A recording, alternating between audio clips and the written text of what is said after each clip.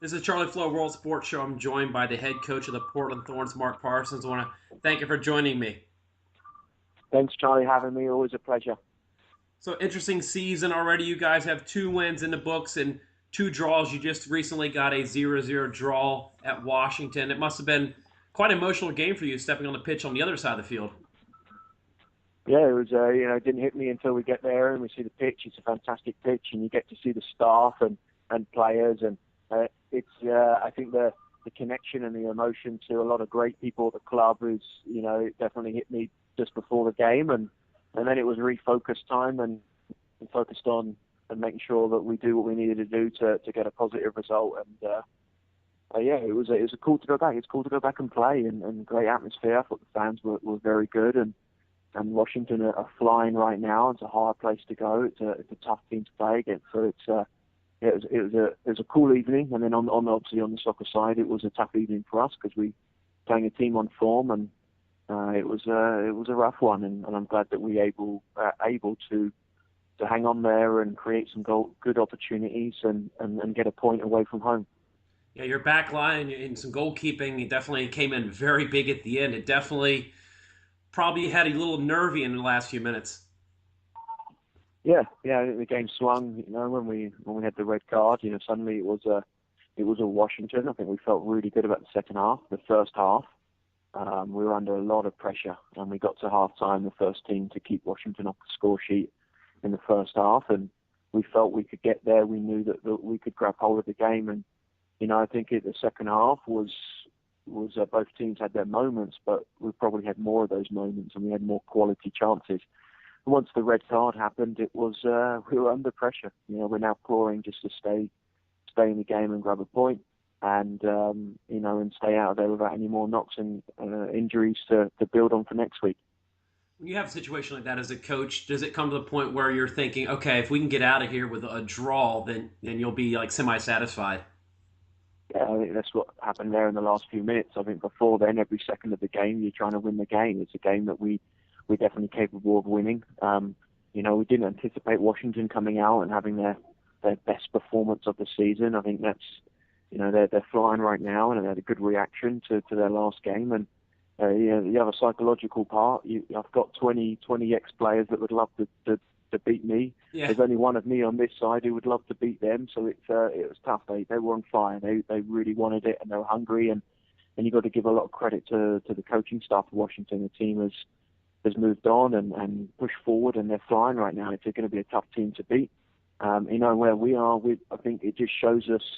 I've been in those games before, and you lose those games. You know that you're under pressure for a whole half of football, and you lose a goal, you concede one or two. It just shows that it wasn't our strongest performance.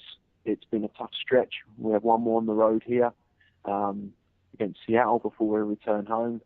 But we are showing our character. We are showing our work ethic and passion for this club, and that's the thing. A very good team. You're going to have your good days, and you have your not so good days. What do you look like on those bad days? And it wasn't the most connected performance on and off the ball or in and out of possession, but I think we did what it took, and a couple of individuals stepped up big time defensively and managed to keep a dangerous Washington off the score sheet. Yeah, it's definitely a good result early on in the season. You never know when it comes back near the end of the season if you're pushing for playoffs or depending on where you're standing. A game like this can definitely be almost like a character building thing that you can look back on and show that, hey, you had a lot of things going against you in this game, but you still walked out with a point. Yeah, the message after the team after the game is two things. Number one is that our performance was not good enough individually or collectively. It starts with me. I, I guarantee you we will be better and more prepared for next week, and then you have to be accountable. Number one, we have to improve our performance individual collective. Number two, when this point gets us into where we want to be at the end of the season, this 1 point, it might be the difference. You're never going to remember how we played in Washington that night. You're never going to remember the performance. You're going to remember that we got a point in a very tough stadium to get a point. So there's two sides of it. Short term, we have to improve. We need to get better.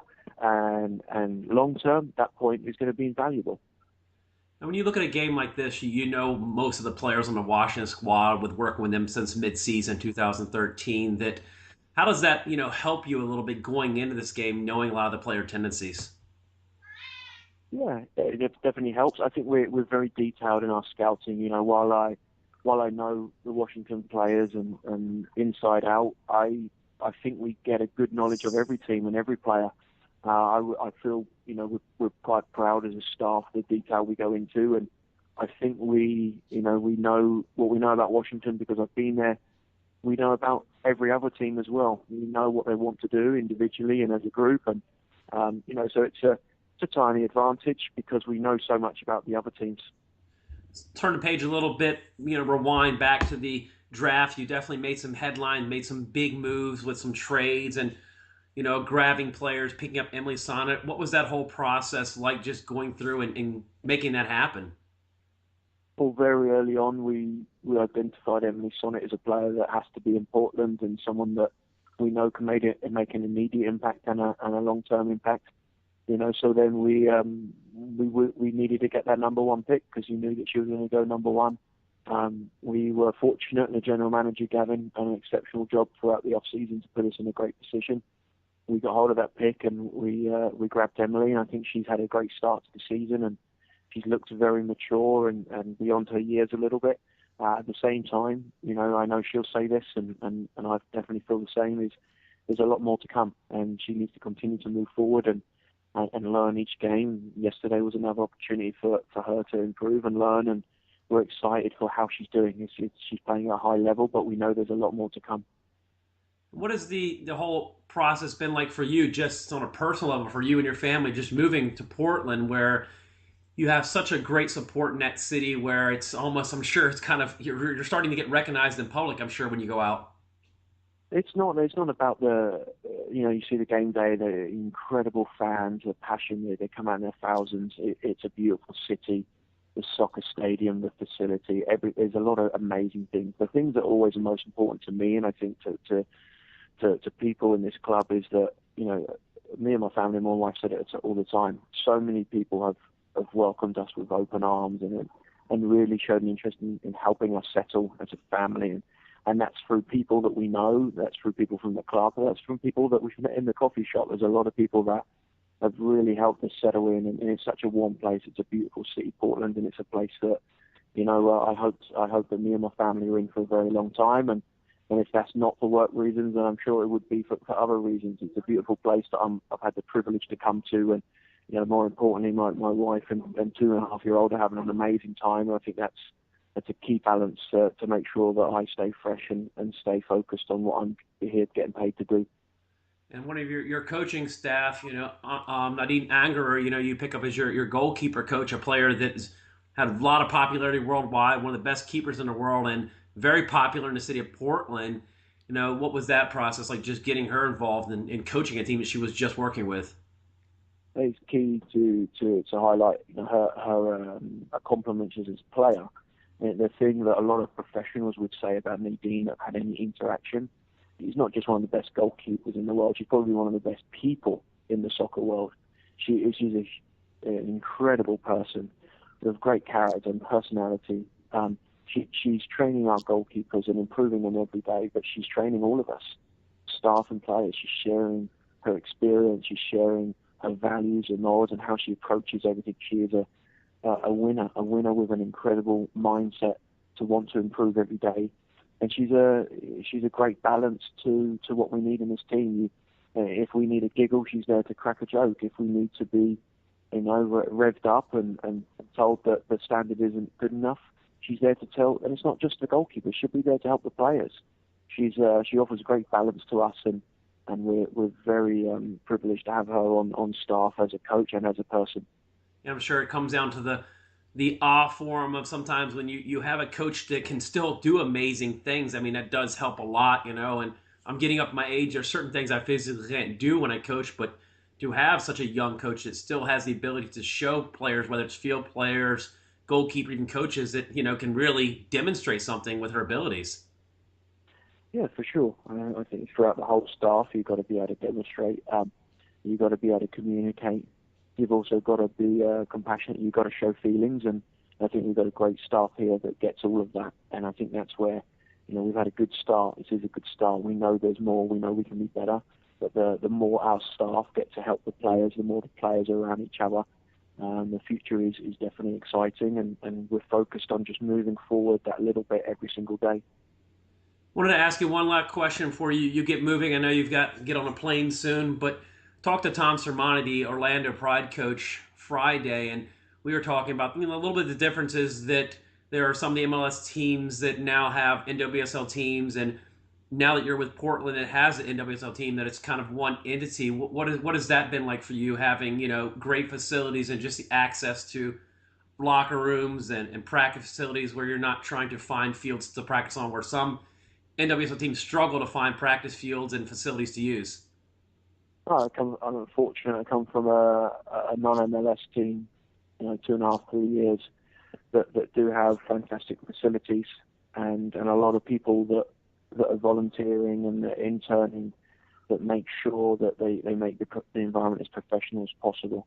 So I come from a good place, and coming into this environment in Portland, the backing of an MLS club.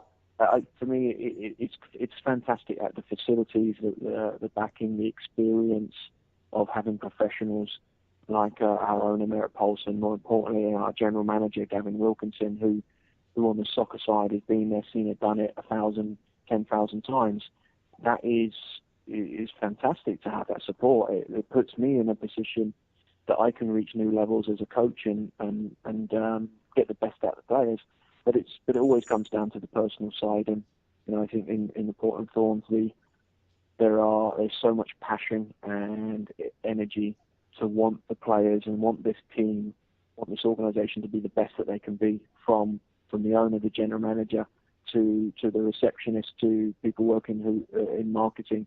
There's a lot of energy and passion across the whole organisation, and you walk through the stadium and walk into my office, and I'm energized every time I walk through. It's so much, and so many fantastic people that want to do whatever they can to help the Timbers, help T2, help the Thorns, help the academies on both sides. It's a great place to be. I'm excited and privileged to be here working with fantastic professionals that have the same vision. Let's move forward every day.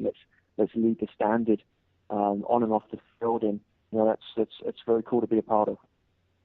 I want to thank you, Mark, head coach of the Portland Thorns. Again, Mark, always a pleasure to speak with you. Wish you the best of luck with your season there, and safe travels back to Portland.